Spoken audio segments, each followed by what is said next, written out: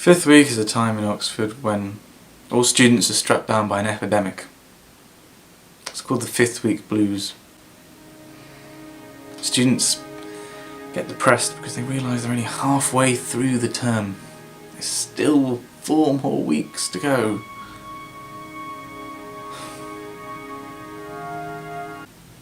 Bring it on. Well, let's get on with things. So absolutely loads of stuff's been going on this week. In terms of the work, this is actually the first week all term where I haven't had a problem sheet due in. So I've actually been able to concentrate properly on my master's project. Also in physics news, on Thursday we had the Physics Society talk by Dr. Vladko Vedral, who gave a talk called Quantum Computers Have Plants Got There First? On Friday we had a performance from the Oxford Imps, who do improvised comedy. And I just got to watch an hour and a half of unbelievably funny stuff, completely for free in our JCR, because a couple of the imps go to St Peter's, so because they're friends with one of our welfare officers, they just said, yeah, we'll come in and do something. They do things like they'll set up a scene and they'll ask for stuff from the audience. So for the last sketch that they did, they asked the audience for a location, which somebody said was a postbox, and a thing, like a noun, and somebody said hedgehog.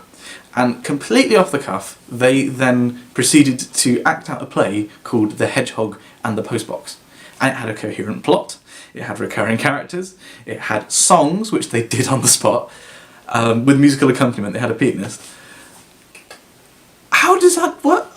Now somebody asked in the comments, I think it was last week, where's my favourite cafe in Oxford? And Jamie, you also asked me, funnily enough, where's my favourite place to eat in Oxford?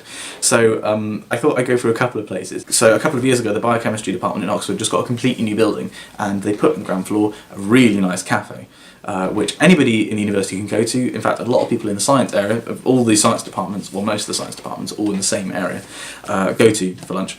And they do really nice quiches, which is the healthy option, which I try and go for because I'm trying to lose weight and I'm failing. But there was only ever going to be one winner for me in the best place to eat in Oxford. It's not a cafe, it's not really a restaurant, it's a way of life. I'm getting wistful just thinking about it. My favourite place to eat in Oxford is, without a shadow of a doubt, Atomic Burger. Now, Atomic Burger is a restaurant on Cowley Road, which unfortunately means that it's a bit too far away for me to walk from St Peter's to get some footage just to the outside.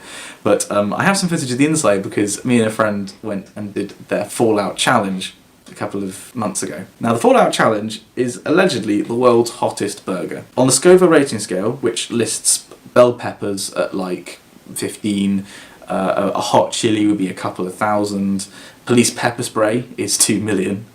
The Fallout Challenge rates at 4 million, and I've never experienced pain like it. The reason that I love Atomic Burger so much is the culture of it. It's basically a geek cafe, and as somebody who's unashamedly nerdy, I love that. Like, any place that has a carbonite Han Solo on the wall as decoration is fine by me. There are other really good places in Oxford that I haven't mentioned actually, like G&D's. I should mention G&D's because that's an Oxford chain of ice cream parlours, which are famous in Oxford for just being awesome. And actually, there is another place, which is Brothers Cafe in the Covered Market. It lies between Cornmarket Street, which is like our main shopping street, and the High Street. And it's a covered market of about 50 independent shops. So you've got butchers, you've got fashion shops, you've got gardening shops, florists, artists, and the world's greatest cake shop.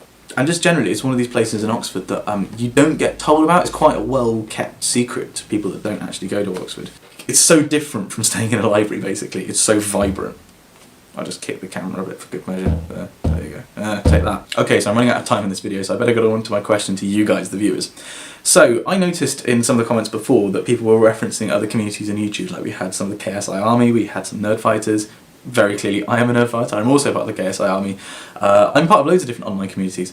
I'd be interested to know what kind of communities you guys are interested in, because I'd like you guys to start talking to each other as well. And Jamie, I was surprised to read in the newspaper that you're at war. Katz has declared war on Magdalen. So I guess my question to you is, are you alive? I think that's it for this week. Cheers for sticking around, guys. I will see you next Sunday, and Jamie, I might see you on Thursday.